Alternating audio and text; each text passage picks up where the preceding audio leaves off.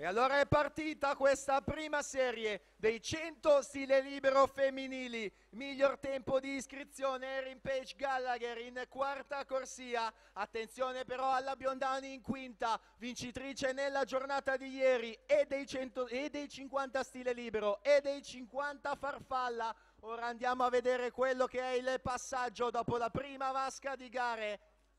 Giorgia Biondani 26,67, vicinissima alla Gallagher in seconda posizione, poi Leire Casarin 27,41, Leire Casarin vincitrice a Riccione proprio di questa gara per la categoria cadetti, ma siamo già nelle ultime bracciate con Giorgia Biondani che va a caccia della terza medaglia d'oro. Non sarà facile perché la Gallagher è molto vicina ed è il testa a testa proprio tra queste due atlete.